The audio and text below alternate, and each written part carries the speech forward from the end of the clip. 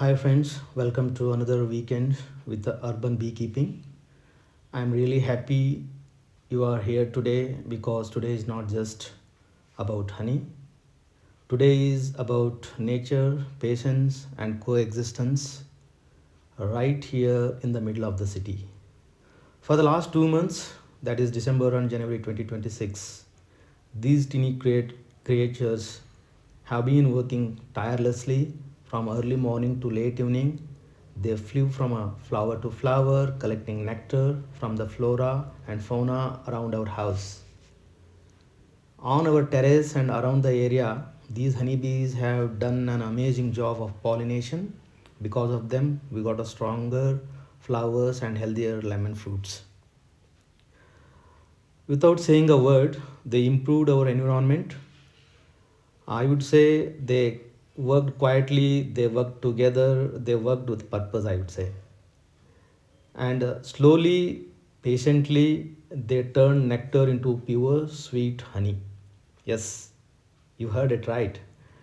Friends, today we are going to do one of the most exciting and satisfying things that anyone who loves honey would dream of, which is harvesting the honey.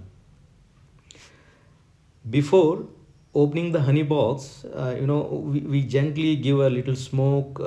This does not harm the bees, right? It only calms them and allows us to work peacefully with respect. That is the whole idea. As I carefully remove the frames, I feel deep sense of gratitude because what we are taking today is not just a food. It is the result of a trust between human and nature. So finally, we are able to collect six full of frames honey. When we look closely at the frames, we see something beautiful, capped honey, right? This tells us the honey is ready. The bees have removed extra water from the nectar and they have scaled it perfectly. Nature's quality control is done with the care, is what I would say. Started uncapping the honey frames one by one carefully and then place the honey frame to extractor machine. You will see that in a while. And you also the bee wax you see just now, right, is so valuable since it's a natural wax which is used for food coating, cosmetics and even for an industrial lubricants.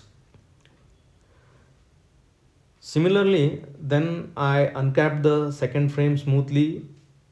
Thing is, bees will cap the honey with a natural wax only when the water content in the honey is reduced from 40% to 17%.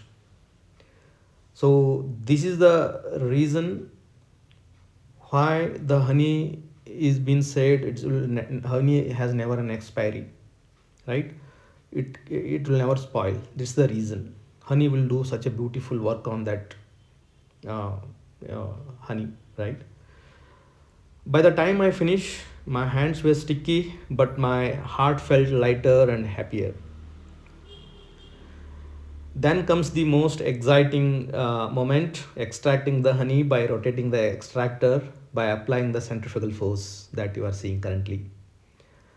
As the frame spins, the honey flows out slowly, thick and golden, light liquid sunlight, you can say.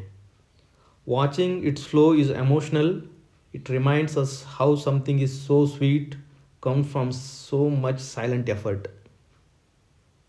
Now we have to turn the frame to other side. In fact, you can see the honey got out from one side and still remains on the other side, and hence we need to change the frame, flip the frame to other side and rotate it again, right?